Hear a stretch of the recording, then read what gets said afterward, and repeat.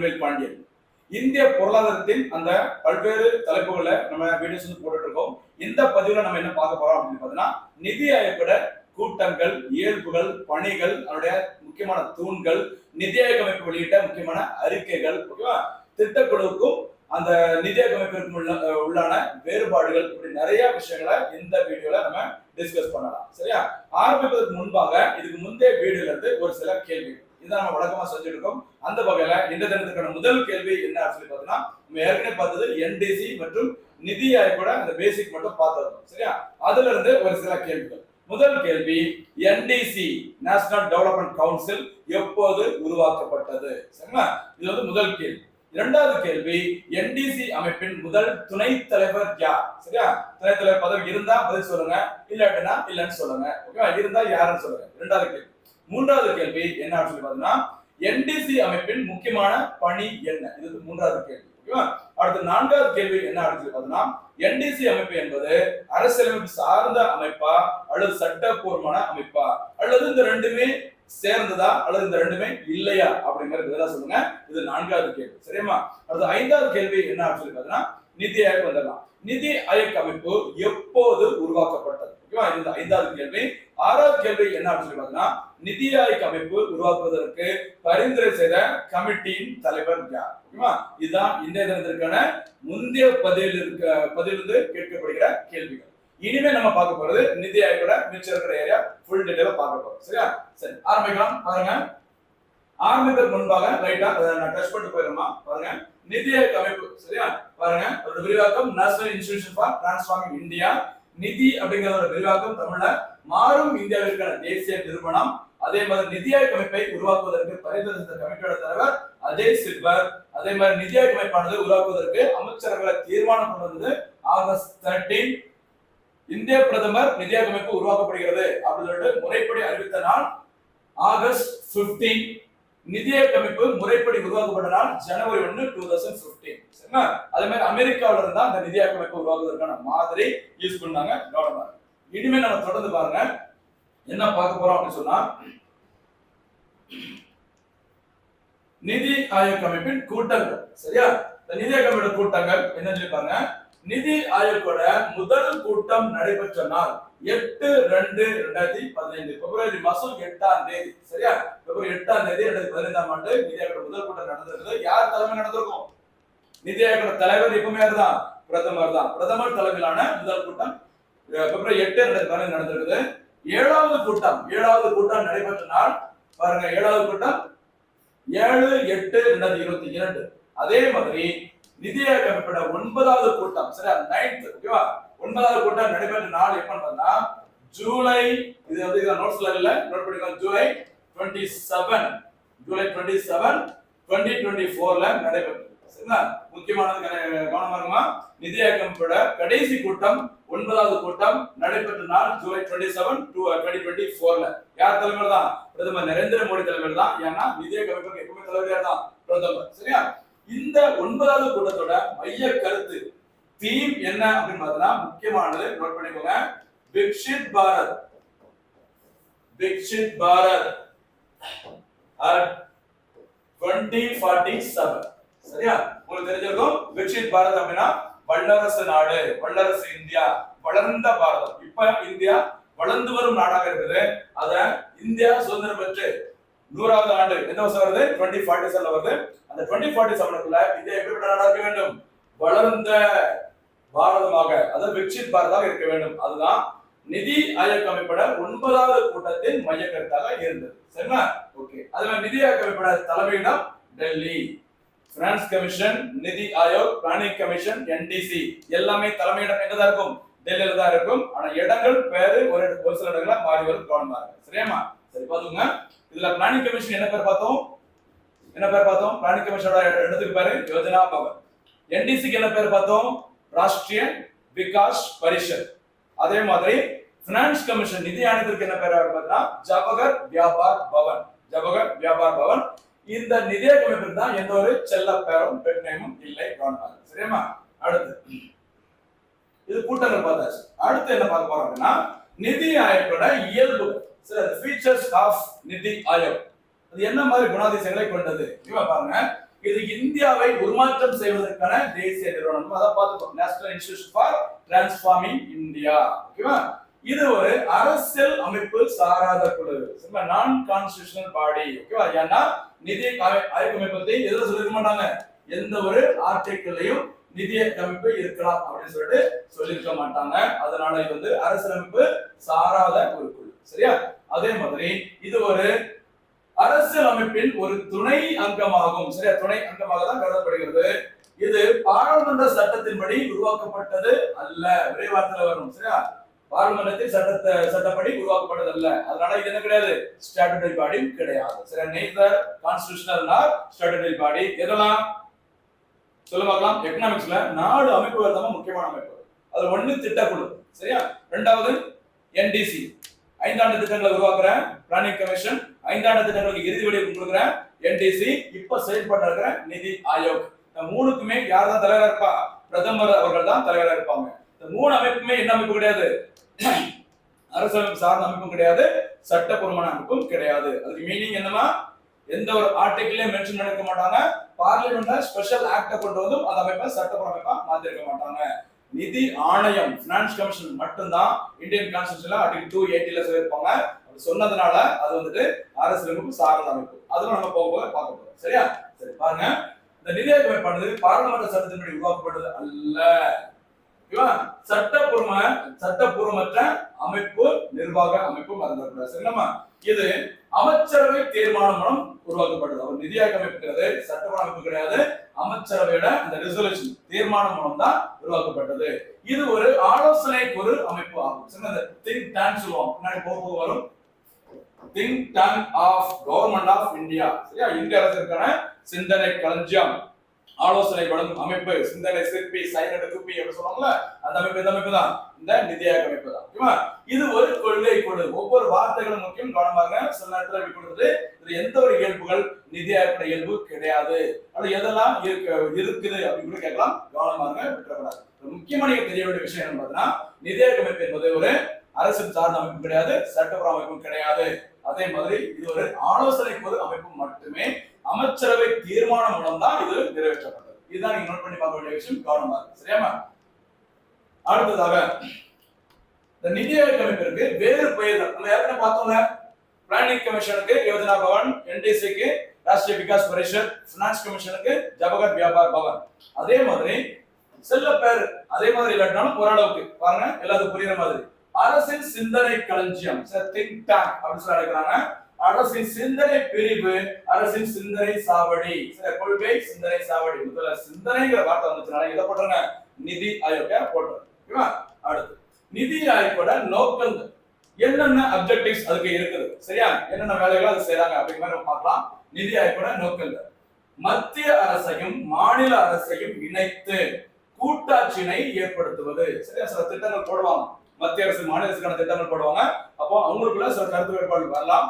அப்படிப்பட்ட பிரச்சனை வரும்போது 2 அரசுகளையும் இணைத்து ஒரு கூட்டாட்சி, ஒரு பெடரல் அப்படி சொல்லுவாங்க, இந்த கூட்டாட்சியை ஏற்படுத்துவது யாரோட முக்கியமான நோக்கமா இருக்குது, நிதி ஆயோக் அமைப்போட முக்கியமான நோக்கமாக இருக்குது. அடுத்து கிராம அளவிலான திட்டங்களை தீட்டுதல். சரிங்களா? கவனம் பாருங்க. பெரும்பாலான திட்டங்கள் நகர பகுதிகளாக நிறைய திட்டங்கள் வரும். அது மட்டும் பத்தாது, ஏன்னா இந்தியாவோட முதுகெலும்புன்னு சொல்லிட்டு கிராமங்கள் தான் இந்தியாவோட முதுகெலும்பு யார் சொல்லியிருப்பாங்க, மகாத்மா காந்தி அவர்கள். அதனால கிராமங்கள் அளவிலான திட்டங்களை தீட்டுவதும் யார்தான், இந்த நிதி ஆயோக். அடுத்து பொருளாதார திட்டங்களில் நாட்டின் பாதுகாப்பு திட்டங்களை இணைத்தல். வெறுமனே பொருளாதார திட்டங்கள் மட்டும் பத்தாது, பிற நாடுகள் இருந்தாலும் சரி, மற்ற அந்நிய நாட்டு ஆக்கிரமிப்பு அதுல இருந்தாலும் சரி, நம்மளுடைய பாதுகாக்கணும், இந்தியாவை பாதுகாக்கணும் அப்படின்னா பாதுகாப்பு தொடர்பான திட்டங்களை இணைத்து அதுலயும் திட்டங்களை சேர்த்துக்கலாம். அடுத்து சர்வதேச சிந்தனை சாவடிகளுடன் கூடிய கூட்டாண்மையை வைத்தல். அடுத்து அறிவு படைப்பாக்கம் கொண்ட ஆதரவு அமைப்பினை உருவாக்குதல். சரி, அறிவு படைப்பாக்கம் கொண்ட ஆதரவு அமைப்பினை உருவாக்குதல். பல்வேறு அறிஞர்கள் நம்முடைய கருத்துக்களை உள்ள கொண்டு வரும்போதுதான்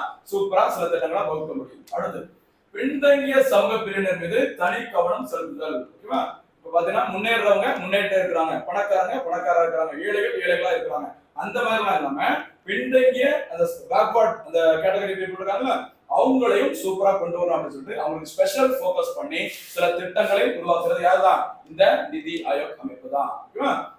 சுற்றுச்சூழல் பாதிப்புகளை களைதல். சுற்றுச்சூழல் பாதிப்பு இருக்கக்கூடாது. இப்போ இந்த மாதிரி இருக்குது, மழை பொழிவு சரியா இல்ல, சரியா பயங்கரமா வெயில் எடுக்குது, ஓகேவா, பூமி வந்து வேகமா வெப்பநிலை அதிகரிச்சுட்டு வருது. இந்த மாதிரி பிரச்சனை இருக்கும்போது அதை உடனடியாக சரி செய்ய முடியாது. அதுக்கு சில திட்டங்களை உருவாக்கி அந்த சுற்றுச்சூழல் பாதிப்புகளை களைவதற்கு, முற்றிலும் நீக்குவதற்கு யார் திட்டம் போடுறாங்க? இந்த நிதி ஆயோக் அமைப்பு தான் திட்டங்கள் போடுறாங்க. இது எல்லாமே யாருடைய முக்கியமான நோக்கங்களா இருக்குமா? நிதி ஆயோக் அமைப்போட நோக்கங்கள். மேல பார்த்தது வேறு பெயர்கள், அடுத்து நோக்கங்கள் பார்த்தாச்சு. அடுத்தபடியாக என்ன பார்க்க போறோம் அப்படின்னு பாருங்க. முக்கியமான ஒரு தலைப்பு நிதி ஆயோக் அமைப்பின் பணிகள். சரியா? என்னென்ன ஃபங்க்ஷன்ஸ் ஆஃப் நிதி ஆயோக். சரியா பாருங்க. நாட்டின் கொள்கைகளை வடிவமைக்கும் போது மாநிலங்களை பங்கெடுக்க வைத்தல். சரிங்களா? நம்ம இந்தியா தொடர்பான முக்கியமான ஒரு பாலிசியை நம்ம உருவாக்கும் போது யாரையும் அதுல பார்ட்டிசிபேட் பண்ண வைக்கிறாங்க? மாநிலங்கள், சில ஸ்டேட் கவர்மெண்ட்ஸையும் அதுல பங்கெடுக்க வைத்து அவங்களுடைய ஆலோசனையும் கேட்டு சில விஷயங்களை முன்னெடுத்து கொண்டு போறாங்க. யாருமா?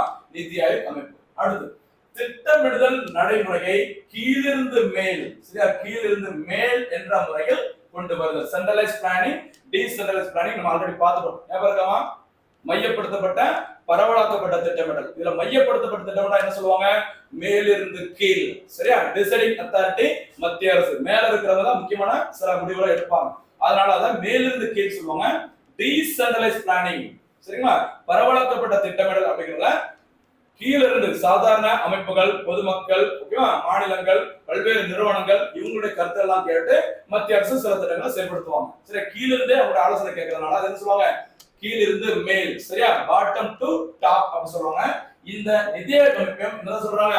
திட்டமிடுதல் நடைமுறையை கீழிருந்து மேல் என்ற முறையில் கொண்டு வர டீசென்ட்ரலைஸ் பிளானிங்க இவங்க வந்து முக்கியமாக ஒரு பணியா செய்யறாங்க. அடுத்து கொள்கை வடிவமைப்பதில், சில பாலிசி வந்து டிசைன் பண்றதுல நிபுணர்களை ஒன்றிணைத்து பங்கு பெற செய்தல். அப்படி செய்யறதுனாலதான் இது வந்து கீழிருந்து மேல். பொருளாதாரத்துறையில ஃபேமஸான அந்த நிபுணர்களோட கருத்துக்களையும் கேட்டுட்டு தான் அந்த திட்டங்களை, அந்த கொள்கைகளை வடிவமைக்கிறாங்க நிதி ஆயோக் அமைப்பு. அது ஒரு முக்கியமான பணி. அடுத்து மத்திய மாநில அரசுகளுக்கு இடையிலான பிரச்சனைகளை தீர்த்து வைத்தல். சரிங்களா? மத்திய அரசுக்கும் மாநில அரசுக்கும் ஏதாச்சும் ஒரு கருத்து வேறுபாடு இருக்கலாம், சில பிரச்சனைகள் இருக்கலாம், திட்டங்களை செயல்படுத்துறதுல எனக்கு ஏதாச்சும் நிறை குறைகள் ஏதாவது பிரச்சனை இருந்தா யாருதான் முன்னாடி போட்டு பிரச்சனை தீர்த்து வைக்கிறாங்க? இந்த நிதி ஆயோக் அமைப்பு தான் அந்த பிரச்சனைகளை சரி பண்ணி வைக்கிறாங்க. இது எல்லாமே யாருடைய முக்கியமான பணிகளாக இருக்குது? நிதி ஆயோக் அமைப்போட பணிகள். அப்ப நோக்கங்கள் பார்த்துட்டோம், கூட்டங்கள் பார்த்திருக்கிறோம், சிறப்பு பெயர்கள் பார்த்திருக்கோம், நிதி ஆயோக் அமைப்போட முக்கியமான பணிகளையும் பார்த்தாச்சு. சரியாமா? அடுத்து பாருங்க, 7 தூண்கள். சரியா? பிளானிங் திட்டக்குழு அதுக்கு பதிலாக உருவாக்கப்பட்ட இந்த நிதி ஆயோக்கோட முக்கியமான தூண்கள் என்னன்னா டோனியோட ஜெர்சி நம்பர். சரி, 7 தூண்களை கொண்டது நிதி ஆயோக். ஒரு நிதி ஆயோக் அமைப்பு எதன் அடிப்படையில் செயல்பட வேண்டும்? சரியா? ஒரு பெரிய பில்டிங் இருக்குது, ஒரு வீடு இருக்குது, எல்லாமே எது நல்லா இருந்தாதான் சூப்பரா செயல்படும்? பேஸ்மெண்ட், அஸ்திவாரம், சரிங்களா, அஸ்திவாரம் நல்லா இருந்தாதான் அந்த வீடோ ஒரு கட்டிடமோ சிறப்பாக செயல்படும். அதே மாதிரி ஒரு நிதி ஆயோக் அமைப்பு சிறப்பாக செயல்படணும் அப்படின்னா அந்த தூண்கள், ஒரு 7 தூண்கள் இருக்குது, அது சிறப்பாக செயல்படுது. எதன் அடிப்படையில் அது செயல்பட வேண்டும்? அதுதான் அந்த 7 தூண்கள். என்னன்னு சொல்லி பாருமா. ஃபர்ஸ்ட், சரியா, நிதி ஆயோக் அமைப்போட சிறந்த நிர்வாகத்திற்கான 7 தூண்கள், 7 பில்லர்ஸ். 1, மக்கள் சார்பு உடையதாக இருக்க வேண்டும். ஒரு நிதி ஆயோக் அமைப்போட நடவடிக்கை எல்லாமே எப்படி இருக்கணும்? மக்கள் சார்பு, ப்ரோ பீப்புள், இஷ்டத்துக்கு அவங்க எடுக்கிறதா முடிவு அந்த மாதிரி இல்லாம மக்கள் சார்பு, மக்களின் நலனில் அக்கறை கொண்டதாக, மக்களை சார்ந்ததாக தான் அவங்களுடைய நடவடிக்கைகள், திட்டங்கள் எல்லாமே இருக்க வேண்டும் அப்படி சொல்லிக்கிறாங்க. இதுதான் முதல் தூணா இருக்குது. என்ன பேருமா? Bro people. அடுத்து செயல்திறன் சார்பு. சரியா? Bro active. சரியா? ப்ரோ ஆக்டிவ், செயல்திறன் சார்பு. சும்மா திட்டத்தை சொன்ன மட்டும் பத்தாது, என்ன செய்யணும்? அந்த திட்டத்தை செயல்படுத்துவதற்கு அவங்க ஆக்டிவா சில விஷயங்களை செயல்படுத்த வேண்டும். சரியா? பல்வேறு நிபுணர்களோட கருத்துக்களை கேட்டு அந்த திட்டங்களை செயல்திறன் மிக்கதாக எப்பவுமே செயல்படுத்திட்டே இருக்கணும் அப்படின்லாம் சொல்லியிருக்காங்க. 3வது பார்ட்டிசிபேஷன். சரியா? நம்ம ஏற்கனவே பார்த்தோம்லமா, கீழிருந்து மேல், அந்த மாதிரி பல்வேறு நபர்களுடைய கருத்துக்களை கேட்டு, சரியா, அவங்களுடைய முக்கியமான கருத்துக்கள் ஃபேவரா இருந்ததா, நல்லா இருந்ததா, அதன் அடிப்படையில் திட்டங்களை என்ன பண்ணலாம்? வகுக்க வேண்டும். அதான் சொல்லிக்கிறாங்க பங்கேற்பு, பார்ட்டிசிபேஷன். பல்வேறு தரப்பினர்களும் இந்த நிதி ஆயோக் அமைப்புல அங்கம் வகிக்க வேண்டும். அடுத்து மேம்பாடு, எம்பவரிங். சரியா? இப்ப பெண்கள், எஸ்சி எஸ்டி சமூகத்தினர்லாம் கொஞ்சம் பின்தங்கி இருக்கிறாங்க, அவங்களும் மேம்பாடு அடைய வேண்டும், அதற்கு திட்டங்களை வகுக்க வேண்டும், அது அவருடைய முக்கியமான பணிகளாக இருக்க வேண்டும். அதான் சொல்லிக்கிறாங்க எம்பவரிங், மேம்பாடு. நம்பர் 4, அனைத்தையும் உள்ளடக்கியது. சரி, இன்க்ளூசிவ் ஆஃப் ஆல். சும்மா ஒரு குறிப்பிட்ட நபர்களை மட்டும் முன்னேற்ற மாதிரி இல்லாம, சரிங்களா, எல்லா பிரிவினர், பின்தங்கிய பிரிவினர், நடுத்தர பிரிவினர்கள், சரியா, ஏழை பணக்காரன், அதே மாதிரி ஆண்கள் பெண்கள், ஓகேவா, அந்த எந்த ஒரு பாகுபாடும் இல்லாம எல்லாரையும் உள்ளடக்கியதாக இருக்க வேண்டும் சொல்லிருக்காங்க. அதே மாதிரிதான் இது சில சமத்துவம், சரியா, ஈக்குவாலிட்டி, சமத்துவம் சொல்லுவாங்க. எல்லாருமே ஒன்றுதான், எல்லாருக்கும் சமமாக திட்டங்களை உருவாக்கப்பட வேண்டும் அப்படி சொல்லிட்டு 5வது பில்லரா என்ன சொல்றாங்க, ஈக்குவாலிட்டி. இந்த வேறுபாடுகள் இருக்கக்கூடாது, சரிங்களா, அவங்க இவங்க சொல்லி பார்க்காம எல்லாருக்கும் சமமான பொதுவான நலத்திட்டங்களை உருவாக்க வேண்டும். அடுத்து வெளிப்படைத்தன்மை, சரி, டிரான்ஸ்பரன்சி அப்படின்னு சொல்லுவாங்க. சரி, டிரான்ஸ்பரன்சி வெளிப்படைத்தன்மை. ஒரு திட்டங்களை நிதியாய்வு உருவாக்கப்படும் பொழுது அவங்க என்ன செஞ்சுட்டு இருக்கிறாங்க, என்ன செய்ய போறாங்க, எந்த அளவுக்கு வளர்ச்சி அடைந்திருக்கு, இது எல்லாமே என்ன தெரியணும், எல்லாருக்கும் தெரிய வேண்டும், புரிய வேண்டும். அதான் வெளிப்படைத்தன்மைப்பட்டதாக இருக்கணும். என்ன செய்றாங்க, எப்ப எந்த திட்டத்தை போடுறாங்க, எப்படி அந்த திட்டம் போயிட்டு இருக்குது, இந்த மாதிரி யாருக்குமே தெரியாத வகையில் இருக்கக்கூடாது. ஓப்பனா ஃப்ராங்கா எல்லாத்துக்கும் புரியுற மாதிரி தெரிய மாதிரி எப்படி இருக்கணும், தன்மைப்பட்டதாக இருக்க வேண்டும். அதான் சொல்லிக்கிறாங்க டிரான்ஸ்பரன்சி. இந்த 7 தூண்களின் அடிப்படையில் தான் இந்த நிதியாய்வு அமைப்பு உருவாக்கப்பட்டுள்ளது. இதன் அடிப்படையில் தான் நிதியாய்வு அமைப்பு செயல்படுத்தப்படும் அப்படின்னு சொல்லிக்கிறாங்க. இது எக்ஸாம்பிள் என்ன கேட்கலாம் அப்படின்னா, 7 தூண்கள்ல ஏதாச்சும் ஒரு 3 தூணை கொடுத்துட்டு எக்ஸ்ட்ரா ஒரு வேலை கொடுத்துட்டு இது எந்த ஒரு தூண், எந்த பில்லர் நிதியாய்வோட தூண்கள்ல வராது அப்படின்னு கேட்கலாம். கவனமா, சரியாமா? நெக்ஸ்ட், அடுத்த நிதியாய்வோட உள்ளடக்கங்கள். சரியா, ஒரு நிதியாய்வு அமைப்புனா யாரெல்லாம் அதுல இருக்கிறாங்க, சரியா, தலைவர், துணைத் தலைவர், சிஇஓ, முழுநேர உறுப்பினர்கள், பகுதி நேர உறுப்பினர்கள், பதவி வழி உறுப்பினர்கள், செக்ரட்டரி, இப்படி நிறைய பதவிகளை கொண்டது நிதியாய்வு அமைப்பு. யாரெல்லாம் இருக்கிறாங்க, இப்ப யார் இருக்கிறாங்க அப்படிங்கறத நம்ம இந்த பதிவில் பார்க்க போறோம். சரியா, முக்கியமான ஏரியா பாருங்க, கரண்ட் அஃபேர்ஸ் கலந்த எக்கனாமிக்ஸ். சரியா, ஃபர்ஸ்ட் பாருங்க தலைவர். சரியா, நிதியாய்வு அமைப்போட தலைவர் எப்பவுமே தான் பிரதமர் அவர்கள் தான் தலைவர். அந்த வகையில தற்போது தலைவர் யாருன்னா நரேந்திர மோடி. நரேந்திர மோடி எத்தனையாவது மக்களவையின் பிரதமர் சொல்லுங்க. நரேந்திர மோடி எத்தனை மக்களவை பிரதமர்? 16வது மக்களவையின் பிரதமர், 17வது மக்களவையின் பிரதமர், 18வது மக்களவையின் பிரதமர். அடுத்து யாரு எலெக்ஷன் வின் பண்ணி வராங்களோ அவங்க 19வது மக்களவையின் பிரதமரா இருப்பாங்க. இது நம்பர் ஆஃப் பிரைம் மினிஸ்டர் கிடையாது, நம்பர் ஆஃப் எலெக்ஷன். சரியா, 18வது முறை நடைபெற்ற லோக்சபா எலெக்ஷன்ல வின் பண்ணி ஆட்சியை கைப்பற்றியவர் நரேந்திர மோடி. அவர் தான் தற்போது நிதியாய்வு அமைப்போட தலைவரா இருக்கிறாங்க. சரியா, இந்த நரேந்திர மோடி அவர்கள் பிரதமராக இருந்துட்டு இந்த தலைவராக இருக்கிறதுனால இவர் நிதியாய்வு அமைப்போட பணிகளை முழுமையாக செய்ய முடியாது. அதனால இவர் என்ன சொல்லி இருப்பாங்க, நிதி ஆயோக் அமைப்பின் பெயரளவு தலைவர். என்ன தலைவர்மா? பெயரளவு தலைவர், நாமினல் ஹெட் ஆஃப்.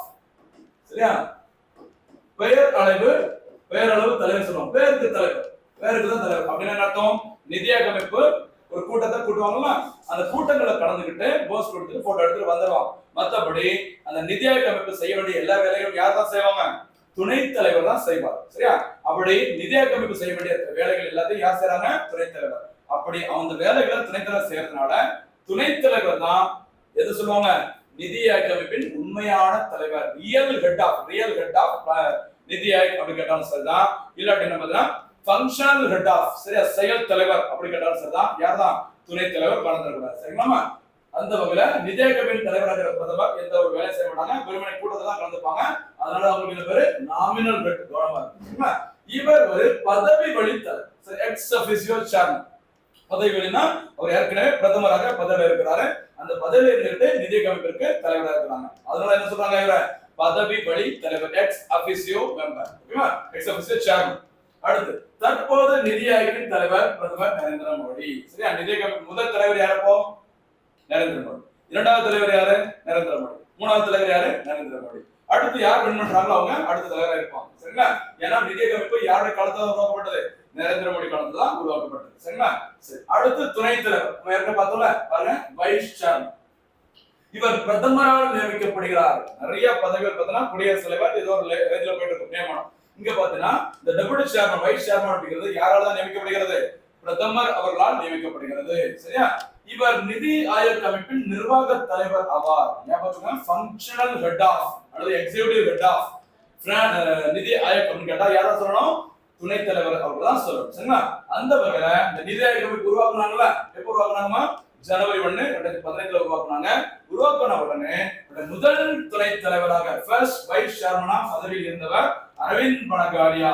சரியா, என்ன பனகாரியா, அரவிந்த் ஒரு பணக்காரியா பணக்காரனா பணக்காரியா சரியா இந்த அரவிந்த் பணக்காரியா தான் நிதி ஆயோகோட முதல் துணைத் தலைவர் இருக்கிறாங்க இந்த அரவிந்த் பணக்காரியா அவர்கள் தான் தற்போது என்ன பதவியில் இருக்கிறாங்க சொல்ல பார்க்கலாம் தற்போது என்ன பதவியில் இருக்கிறாங்க 16வது நிதி ஆணையத்தின் தலைவராக இருக்கிறாங்க பினான்ஸ் கமிஷன் நம்ம அடுத்து பார்க்க போறோம் சரியா சரி நிதி ஆயோக்கின் 2வது துணைத் தலைவராக இருந்தவர் டாக்டர் ராஜீவ் குமார் சரியா நிதி ஆயோக்கின் தற்போதைய துணைத் தலைவர் சுமன் பெரி சரியா இது கேட்கலாம் கரண்ட் அஃபேர்ஸ்ல கவனமா இருக்குமா நிதி ஆயோக்கின் முதல் தலைவர் யாருமா கவனமா இருங்க அரவிந்த் பணக்காரியா அவர் வந்துட்டு இப்போ 16வது நிதி ஆணையத்தின் சேர்மனா இருக்கிறாங்க 2வது துணைத் தலைவர் பதவியில் இருந்தவர் ராஜீவ்குமார் அவர்கள் நிதி ஆயோக்ல இப்ப தற்போது துணைத் தலைவர் இருப்பவர் சுமன் பெரி அப்போ தற்போதைய சரியா நிதி ஆயோக்கின் உண்மையான அல்லது செயல் தலைவர் அல்லது நிர்வாக தலைவர் எப்படி கேட்டாலும் யார்தான் சுமன் பெரி அவர்கள் தான் மறந்துட கூடாது சுமன் பெரி சரியா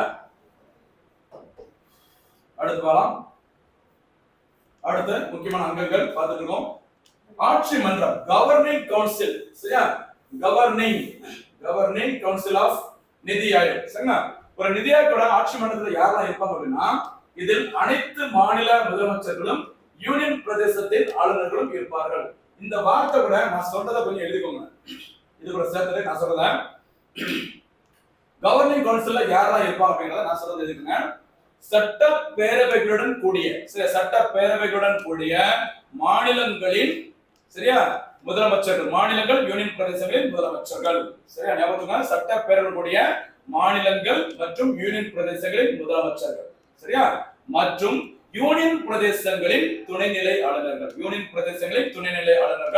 எக்ஸப்ட் டெல்லி அண்ட் புதுச்சேரி சரியா என்ன சொல்றேன்னு புரியுதா உங்களுக்கு எங்கெல்லாம் மக்களால் தேர்ந்தெடுக்கப்பட்ட முதலமைச்சர்கள் இருக்கிறாங்களோ எங்கெல்லாம் எம்எல்ஏக்கள் தேர்ந்தெடுக்கப்பட்ட எம்எல்ஏக்கள் இருக்காங்களோ அந்த மாநிலங்கள் மற்றும் யூனியன் பிரதேசங்களில் யாரு முதலமைச்சர்கள் எம்எல்ஏ இருந்தா கண்டிப்பா யார் இருப்பாங்க பெரும்பாலும் முதலமைச்சர் இருப்பாங்க அப்படி எங்கெல்லாம் மக்களால் தேர்ந்தெடுக்கப்பட்ட எம்எல்ஏக்கள் இருந்து முதலமைச்சர் இருக்காங்களோ அந்த முதலமைச்சர்கள் இருக்கிற மாநிலங்கள் மற்றும் யூனியன் பிரதேசங்கள்ல முதலமைச்சர்கள் மற்றும் யூனியன் பிரதேசங்களில் துணைநிலை ஆளுநர்கள் சரியா லெப்டினன்ட் கவர்னர்ஸ் அங்க யாரு பாத்தீங்கன்னா அது எக்ஸப்ட் டெல்லி அண்ட் புதுச்சேரி எது கொடுத்துருக்கோம் அப்படின்னா அங்க டெல்லியில யார் இருக்கிறா முதலமைச்சரா இருக்கிறாங்க துணைநிலை ஆளுநர் இருக்கிறாங்க அது புதுச்சேரியில யார் இருக்கிறாங்க முதலமைச்சரா இருக்கிறாங்க துணைநிலை ஆளுநர் இருக்கிறாங்க ரெண்டு பேரும் இருந்தா யார்தான் உறுப்பினர் இருக்க முடியும் அப்படின்னா முதலமைச்சர் தான் அதனால நான் என்ன சொல்லிருக்கேன் அப்படின்னா சட்டப்பேரவையுடன் கூடிய மாநிலங்கள் யூனியன் பிரதேசங்களின் முதலமைச்சர்கள் அதுக்கு அடுத்த லைன் பாத்துக்கோங்க யூனியன் பிரதேசங்களின் துணைநிலை ஆளுநர்கள் அதுல யார் கிடையாது டெல்லி மற்றும் புதுச்சேரி கிடையாது ஏன்னா அங்க யார் வந்ததா உறுப்பினரா முதலமைச்சர் வந்ததுனால துணைநிலை ஆளுநருக்கு அங்க வேலை இல்லை இது அப்படியே இருக்கும் சரியா கவனமா எங்கெல்லாம் லெஜிஸ்லேட்டிவ் அசெம்பிளி இருக்குதோ தேர்ந்தெடுக்கப்பட்ட மக்களால் தேர்ந்தெடுக்கப்பட்ட எம்எல்ஏஸ் இருக்காங்களோ அந்த எல்லா ஸ்டேட்ஸ் அண்ட் யூனியன் டெரிட்டரியோட CM plus lieutenant governors of union territories except Delhi and Puducherry முக்கியமான பாயிண்ட் இது ஏற்கனவே ஒரு எக்ஸாம்ல லைன் மாறாம எக்ஸாம்ல கேட்டிருந்தாங்க சரியா அடுத்து மண்டல குழு ரீஜனல் கவுன்சில் ஒன்றுக்கு மேற்பட்ட மாநிலங்கள் மற்றும் பகுதிகளை பாதிக்கும் பிரச்சனைகள் தொடர்பாக தேவைப்பட்டால் மண்டல குழு உருவாக்கப்படும் கூட்டப்படும் சரிங்களா நிதி ஆயோக ரீஜனல் கவுன்சில் வந்து எப்பதான் கூட்டப்படாதுன்னா ஒன்றுக்கு மேற்பட்ட மாநிலங்கள் பகுதிகளை பாதிக்கிற மாதிரி ஒரு பொதுவான பிரச்சனை ஒண்ணு வந்துச்சுன்னா அதை சரி பண்றதுக்கு இந்த மண்டல குழு தேவைப்பட்டால் கூட்டப்படும் நிதி ஆயோக மண்டல குழு எத்தனை முறை கூட்டப்பட்டது அப்படின்னா இது வரைக்கும் ஒரு முறை கூட நிதி ஆயோகோட அந்த மண்டல குழு சரிங்களா ரீஜனல் கவுன்சில் வந்து இது வரைக்கும் கூட்டதே கிடையாது ஆனா எப்பவுமே எது கூடும் ஆட்சி மன்றம் கூடும் கவனமா இருக்கு சரியாமா அடுத்து நிதி ஆயோகத்தின் உறுப்பினர்கள் மெம்பர்ஸ் சரியா பாத்துக்கோங்க முழு நேர உறுப்பினர்கள் எண்ணிக்கை வரையறுக்கப்படவில்லை சரியா எவ்வளவு பேர் இருக்கணும் அப்படிங்கிற வரையறுக்கப்படவில்லை பெரும்பாலும் ஒரு 4 பேர் இருப்பாங்க சரிங்களா பாருங்க இப்போ யார் இருக்காங்கன்னா ஒரு 4 பேர் நிதி ஆயோகத்தின் ஃபுல் டைம் மெம்பரா இருக்காங்க யாரெல்லாம் அப்படின்னா ஒண்ணு வி.கே. சரஸ்வத் சரி வி.கே. சரஸ்வத் வி.கே. சரஸ்வத் அல்லது சரஸ்வத் சரியா இவங்க நம்பர் 1 இரண்டாவது முழு நேர உறுப்பினர் முக்கியமான ஒரு நபர் நிறைய கமிட்டில கூட இவர் வந்துட்டு இருக்கிறாரு ரமேஷ் சந்த் நம்பர் 3 யார் பார்த்தா வி.கே. பால் சரியா நம்பர் 4 யார் பார்த்தா அரவிந்த் வீரமணி அல்லது வீரமணி இவங்க எல்லாமே யாருமா நிதி ஆயோக அமைப்போட முழு நேர உறுப்பினர்களா இருக்கிறாங்க. சரியா? எத்தனை பேர் இருக்கலாம் அப்படி மாதிரி வரையறுக்கப்படவில்லை. இந்த எண்ணிக்கை வந்துட்டு இவ்வளவு பேர் இருக்கான்னு சொல்லல. ஆனா இப்ப எத்தனை பேர் இருக்காங்க? 4 பேர் இருக்கிறாங்க. அந்த 4 பேர் தான் வி.கே. சரஸ்வத், ரமேஷ் சந்த், வி.கே. பால் மற்றும் அரவிந்த் வீர்மணி. சரியா? இவங்க எல்லாம் முழு நேர உறுப்பினர்கள், ஃபுல் டைம் மெம்பரா இருக்கிறாங்க. அடுத்து பார்ட் டைம் மெம்பர்ஸ். சரிங்களா? பாருங்க, பகுதி நேர உறுப்பினர்களாக யாரெல்லாம் இருப்பாங்க அப்படின்னா, முன்னணி பல்கலைக்கழகங்கள் மற்றும் ஆராய்ச்சி நிறுவனங்களை, புதுமை நிறுவனங்களை சார்ந்த இருவர். சுழற்சி முறையில் பகுதி நேர உறுப்பினர்களாக நியமிக்கப்படுகிறார். பார்ட் டைம் மெம்பர்ஸ் எத்தனை பேர் இருக்காங்க? 2 பேர். சரிங்களா? அவங்க முன்னணி பல்கலைக்கழகங்கள், ஆராய்ச்சி நிறுவனங்கள்ல ரொம்ப ஃபேமஸான நபர்கள் சுழற்சி முறையில பார்ட் டைம் மெம்பரா இருப்பாங்க. எத்தனை பேருமா? 2 நபர்கள். அப்போ ஃபுல் டைம் மெம்பர் அப்படிங்கிறது எத்தனை பேர் இருக்கணும் அப்படின்னு சொல்லி வரையறுக்கப்படவில்லை. தற்போது 4 பேர் இருக்கிறாங்க. அதே சமயத்துல பார்ட் டைம் மெம்பர்ஸ் எத்தனை பேர் இருக்காங்க? மொத்தம் 2 பேர் தான் இருக்கிறாங்க. அவங்க முன்னணி பல்கலைக்கழகங்கள், ஆராய்ச்சி நிறுவனங்கள்ல ஃபேமஸான நபர்கள் இதுல பெரும்பாலும் இருப்பாங்க. அதனாலதான் கீழிருந்து மேல் அப்படி சொல்றோம். எதை? நிதி ஆயோக் அமைப்பு. Decentralised planning. அடுத்து அலுவல் சாராத உறுப்பினர்கள். சரிங்களா? X officio. X officio chairman யார் பார்த்தோம்? அலுவல் சாராத. சரிங்களா? பதவி வழி உறுப்பினர்கள் யார் சொல்லி பார்த்தோம்? பதவி வழி உறுப்பினர் தலைவர் பிரதமர் நரேந்திர மோடி. இங்க பாத்தீங்கன்னா அலுவல் சாராத உறுப்பினர்கள். ஓகேவா? பாருங்க, அலுவல் சார்ந்த சரி ஓகேவா? X officio members. ஓகேவா? பாருங்க, 4 மத்திய அமைச்சர்கள் அலுவல் சாராத உறுப்பினர்களாக பிரதமர் நியமிக்கப்படுகிறாங்க. யாரெல்லாம் பாத்தீங்கன்னா, ஒருத்தங்க இந்த பேர் அடிச்சிருக்குமா, நரேந்திர சிங் தோமர் வேண்டாம். எக்ஸ் அபிஷியோ மெம்பர்ஸ் பதவி வழி உறுப்பினர்கள். சரியா? பதவி வழி உறுப்பினர்கள் யாரெல்லாம் பாத்தீங்கன்னா, ஒருத்தங்க நிர்மலா சீதாராமன் அவர்கள். சரியா? நிர்மலா சீதாராமன் அவர்கள். Number 2 Amit Shah. Amit Shah. Number 3 Rajnath Singh. Number 3 Rajnath Singh அவர்கள். நம்பர் 4 யார் அப்படி பார்த்தா சிவராஜ் சிங். சிவராஜ் சிங் சௌகான். சரியா? பதவி வழி உறுப்பினர் எக்ஸ் அபிஷியோ மெம்பர்ஸ் ஒரு 4 பேர் இருக்காங்க. அது யாரெல்லாம் பார்த்தா ஒருத்தங்க தற்போது நிதி அமைச்சராக இருக்கிற, சரியா, நிர்மலா சீதாராமன் அவர்கள். உள்துறை அமைச்சராக இருக்கிற அமித்ஷா அவர்கள். நம்பர் 4 டிஃபென்ஸ் மினிஸ்டர், பாதுகாப்புத்துறை அமைச்சராக ராஜ்நாத் சிங் அவர்கள். அடுத்து இந்திய வேளாண் துறை, மத்திய வேளாண் துறை அமைச்சராக சிவராஜ் சிங் சௌகான். இந்த 4 பேர் தான் யாருமா? பதவி வழி உறுப்பினர்கள். கவனமாக இவங்க தான். சரி, பார்ட் டைம் மெம்பர்ஸ் பார்த்துட்டோம், பதவி வழி உறுப்பினர்கள் பார்த்தாச்சு, முழுநேர உறுப்பினர்கள் பார்த்தாச்சு. ஓகேவா? அடுத்து சிறப்பு அழைப்பாளர்கள்.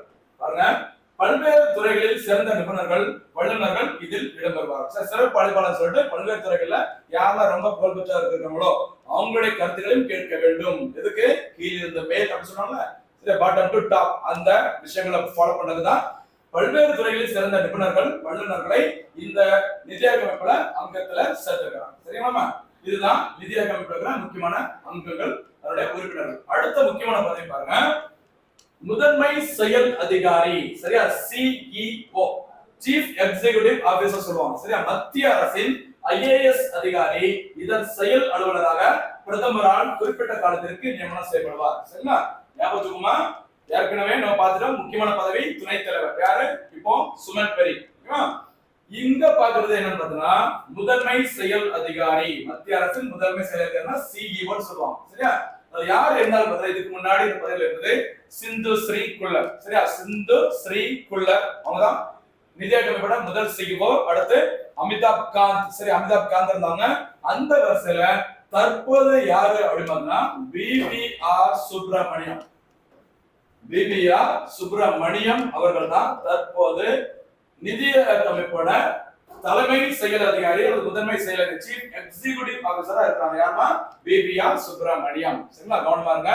இந்த சுப்பிரமணியங்கிற பேர் வரும்போது கொஞ்சம் அலர்ட்டா இருக்கும். சரியா? நிறைய பதவிகள் இந்த சுப்பிரமணியங்கிற பேர் வரும். அரவிந்த் சுப்பிரமணியம் இருக்கிறார். சரியா? தமிழ்நாடு அரசோட அந்த ஆலோசனை வழங்கும் குழுல மெம்பரா இருக்கிறாங்க அரவிந்த் சுப்பிரமணியம். அதே மாதிரி ராம சுப்பிரமணியம் அவர்கள் தேசிய மனித உரிமைகள் ஆணையத்துல முதல் முறையாக தமிழ்நாட்டில இருந்து தலைவராக தேர்ந்தெடுக்கப்படுகிறார் ராம சுப்பிரமணியம். அதே மாதிரி இங்க பார்த்தது பிவிஆர் சுப்பிரமணியம். சரிங்களா? கவனமா இருங்க. நம்ம ஏதோ சுப்பிரமணியம் பார்த்து போயிடக்கூடாது. ஆப்ஷன்ல 4மே ஏதாவது சுப்பிரமணியா இருக்கும். கவனமா இருங்க. சரியா?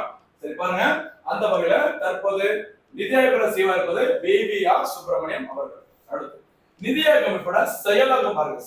செயலகம் செக்ரட்டரி பாருங்க.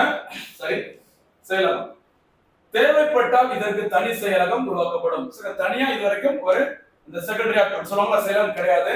நிதி ஆயோக்கின் தலைமையிடம் எங்க இருக்குதுன்னா நம்ம ஏற்கனவே சொன்ன மாதிரி புதுடெல்லி. சரி, புதுடெல்லியில தான் திட்டக்குழு, NDC, நிதி ஆயோக், பினான்ஸ் கமிஷன் இதோட தலைமையிடம் இருக்கும். அந்த வகையில நிதி ஆயோகோட தலைமையிடம் எங்க இருக்குது? புதுடெல்லியில அமைந்துள்ளது. சரிங்களா? இந்த நிதி ஆயோக் அமைப்போட அந்த பேரண்ட் டிபார்ட்மெண்ட் எதுனா திட்ட அமைச்சகம். பேரண்ட் டிபார்ட்மெண்ட் தான் எதுல இருந்து உருவாக்கப்பட்டது, உங்களோட பேரண்ட்ஸ் யாரு, தந்தை யாரு அப்படிங்கிற சொல்றாங்க. சரிங்களா? திட்ட அமைச்சகம், பிளானிங் மினிஸ்ட்ரி, அங்க இருந்து தான் இந்த நிதி ஆயோக் அமைப்பு உருவாக்கப்பட்டது அப்படிங்கிற மாதிரி சொல்றாங்க கவர்னர். சரியாமா? சரி, இனிமே இந்த நிதி ஆயோக் கூட்டங்கள் ஏற்கனவே பார்த்துட்டோம். சரிங்களா? இது ஏற்கனவே பார்த்துட்டு நிதி ஆயோக் கூட்டங்கள், நிதி ஆயோக்கின் ஆட்சி முறை குழு கூட்டம் 9 முறை கூட்டப்பட்டது. சரி, எத்தனை முறைமா? 9 முறை கூட்டப்பட்டுள்ளது. அதுல கடைசியா போனது நம்ம ஏற்கனவே பார்த்தோம், ஜூலை 27, 2024 போனாங்க. இதோட முக்கியமான மைய கருத்து என்னமா? விக்ஷித் பாரத். விக்ஷித் பாரத் எந்த வருஷத்துக்குள்ள? 2047 ஆண்டுக்குள்ள அடைய வேண்டும். சரிங்களா? முதல் கூட்டம் பிப்ரவரி 8ஆம் தேதி 2015 நடைபெற்றது. கடைசி நடைபெற்றது 9வது கூட்டம். சரிங்களா? நம்ம இதுவரைக்கும் கிட்டத்தட்ட நிதி ஆயோக் எல்லாமே பார்த்தாச்சு. அதோட தோற்றம் பார்த்துட்டோம், அதோட பணிகள், நோக்கங்கள், அதோட முக்கியமான 7 தூண்கள் பார்த்தாச்சு. ஓகேவா? ஆப்ஜெக்டிவ்ஸ் எல்லாமே நம்ம பார்த்துட்டோம். அதே மாதிரி நிதி ஆயோக்ல பகுதி நேர உறுப்பினர் யாரு, தலைவர் யாரு, துணைத் தலைவர் யாரு, CEO யாரு, முழு நேர உறுப்பினர் யாரு, பதவி வழி உறுப்பினர்கள் யாரு, எல்லாமே நம்ம பார்த்தாச்சு. அதோட முக்கியமான கூட்டம்லாம் பார்த்துருவோம். இனிமே நிதி ஆயோக் அமைப்புல நம்ம தொடர்ந்து என்ன பார்க்க போறோம் அப்படின்னு பாத்தீங்கன்னா, அடுத்ததாக நிதி ஆயோக் அமைப்பிற்கும் திட்டக்குழுவிற்கும் உள்ள வேறுபாடுகள் எவை, அடுத்த வீடியோ நம்ம அதை பார்க்க போறோம். சரியா? அதனை தொடர்ந்து பாத்தீங்கன்னா இந்த நிதி ஆயோக் அமைப்பால் ஒரு 9-10 குறியீடுகள், இண்டெக்ஸ், சரியா, அந்த ரேங்க் தரவரிசை, மாநிலங்களோட தரவரிசைகள் வெளியிடப்படுகிறது. என்னென்ன தரவரிசை, அதுல நேஷனல் லெவல்ல யாரு டாப் 3ல இருக்கிறாங்க, அந்த இடத்துல தமிழ்நாடு எந்த இடத்துல இருக்கு, சரியா, அதுக்கு பயன்படுத்தக்கூடிய இந்த குறியீடுகள் எவை, இது எல்லாமே அடுத்தடுத்த வீடியோஸ்ல நம்ம தொடர்ந்து பார்க்க போறோம். சரிங்களா? எக்கனாமிக்ஸ்ல கண்டிப்பா எதுவுமே மிஸ் ஆகாத அளவுக்கு கண்டிப்பா முடிஞ்ச அளவுக்கு சிறப்பான வளர்ச்சி கொடுக்குறேன். நீங்க அதை வந்து சப்போர்ட் பண்ற மாதிரி தொடர்ந்து வீடியோ பாருங்க, கேட்கிற கேள்விகளுக்கும் பதில் சொல்லுங்க, என்கரேஜ் பண்ணுங்க. மீண்டும் சந்திக்கலாம். நன்றி, வணக்கம்.